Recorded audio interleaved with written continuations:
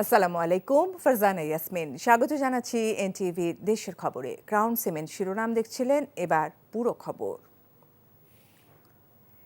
ঈদে স্বজনদের সঙ্গে আনন্দ ভাগাভাগি করতে স্বস্তিতে বাড়ি ফিরছে মানুষ।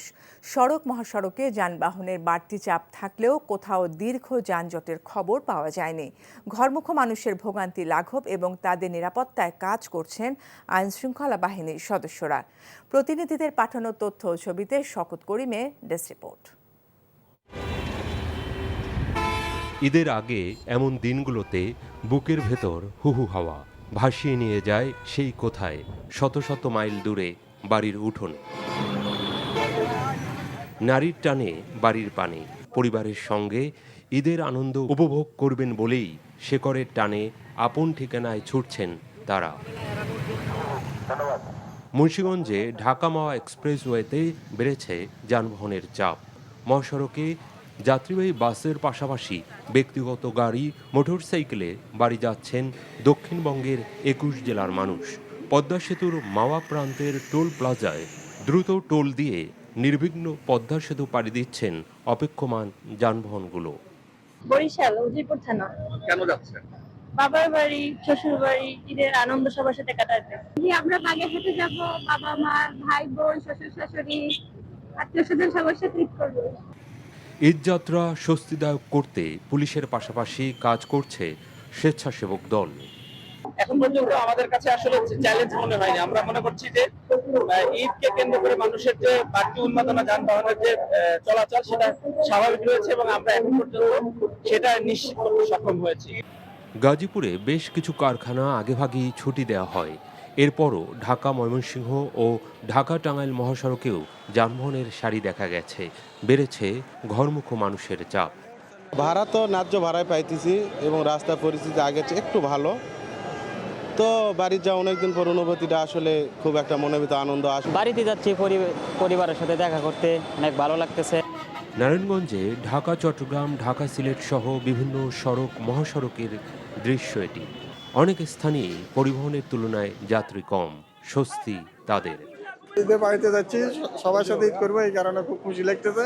রোডে তেমন কোনো ঝামেলা নাই। ভালো লাগছে। আমার গ্রামের দাদা দাদি আছে, তারপর আমার নানা নানি আছে, ওদের সাথে ঈদ করবো। টাঙ্গাইল যমুনা সেতু এবং কুমিল্লায় ঢাকা চট্টগ্রাম মহাসড়কে যান চলাচল স্বাভাবিক রয়েছে। যেন পৃথিবীর শীতল হাওয়া নিয়ে অপেক্ষায় আছেন মা বাবা সহ আরও কত প্রিয় মুখ। ঈদের ছুটিতে এমন বাড়ি ফেরা মানে নিজের কাছে নিজেই ফেরা।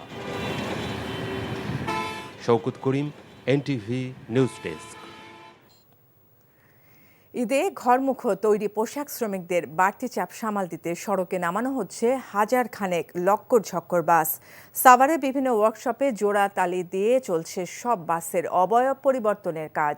ফিটনেসবিহীন এসব বাস একবার বিকল হয়ে গেলে মহাসড়কে ঘন্টার পর ঘন্টা আটকে থাকতে হবে যাত্রীদের, এমনটাই আশঙ্কা সংশ্লিষ্টদের। আরও জানাচ্ছেন জাহিদুর রহমান। প্রয়োজন কোনো আইন জানে না, সেই পুরনো প্রবাদের মতোই চলছে সবকিছু। ভয়াবহ দুর্ঘটনার ঝুঁকি নিয়ে দীর্ঘদিনের পুরনো অকেজো এবং বাতিলের খাতায় নাম লেখানো এই বাসগুলো প্রস্তুতি নিচ্ছে ঈদে দূরপাল্লার যাত্রী পরিবহনে। মনে করেন আমরা ভিতরে নতুন বানালে, পুরান থাকলেও নতুন বানালে। মানুষ নতুন কাপড় চুপুর কিনে, আমরা এরকম গাড়ির পুরান গাড়ি নতুনভাবে সাজিয়ে দিই, মানুষের দেশে যাতায়াত করতে সুবিধা হয়। সাভারের হেমায়েতপুর, আমিনবাজার, নয়ারহাট, শ্রীপুর ঘুরে দেখা গেছে বিভিন্ন ওয়ার্কশপে চলছে জোড়াতালি দিয়ে লক্কর ঝক্কর বাসগুলোকে কোনোভাবে সচল করার কাজ। গাড়ি তাও সংকটের কারণে আপনার পুরান বডিও নতুন হচ্ছে, রিপেয়ারিং হচ্ছে। অনেক চাপ, অনেক বেশি কাজ হইতেছে।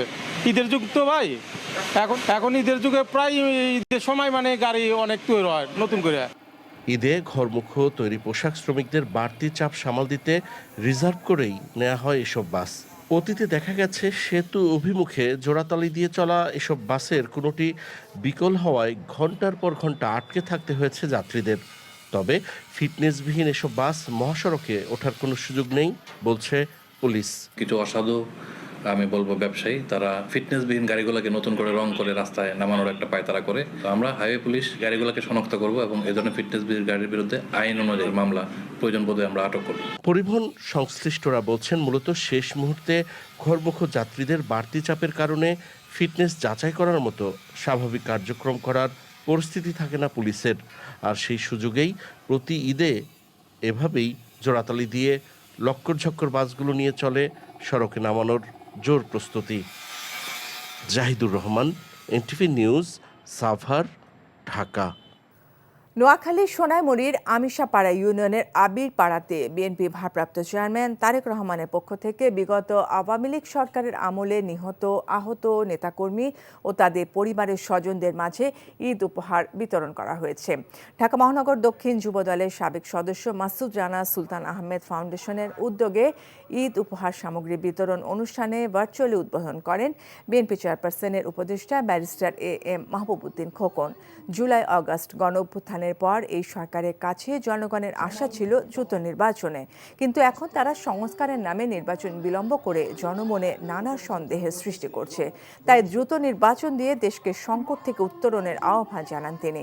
এ সময় বক্তব্য রাখেন সুলতান আহমেদ ফাউন্ডেশনের ভাইস চেয়ারম্যান সুলতান মাহমুদ অপূর্ব সহ অন্যরা।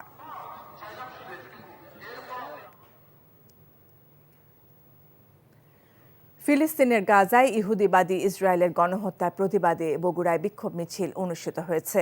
বাদ জুমা বগুড়া সেন্ট্রাল রোড জামে মসজিদ থেকে ইমামিয়া জনকল্যাণ ফাউন্ডেশনের উদ্যোগে একটি বিক্ষোভ র্যালি বের হয়। র্যালিটি বিভিন্ন সড়ক প্রদক্ষিণ করে। এ সময় বক্তারা গাজা, লেবানন এবং ইয়েমেনে গণহত্যা বন্ধে আন্তর্জাতিক সম্প্রদায়ের নীরব ভূমিকারও সমালোচনা করেন। সংকট নিরসনে মুসলিম বিশ্বকে এক হয়ে কাজ করার আহ্বান জানান।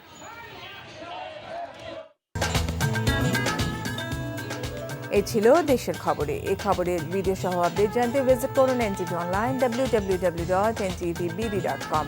এছাড়াও NTVর জনপ্রিয় সব অনুষ্ঠান ও খবরের আপডেট জানতে ভিজিট করুন আমাদের ইউটিউব ও ভেরিফাইড ফেসবুক পেজ। এতক্ষণ সাথে থাকার জন্য ধন্যবাদ সবাইকে।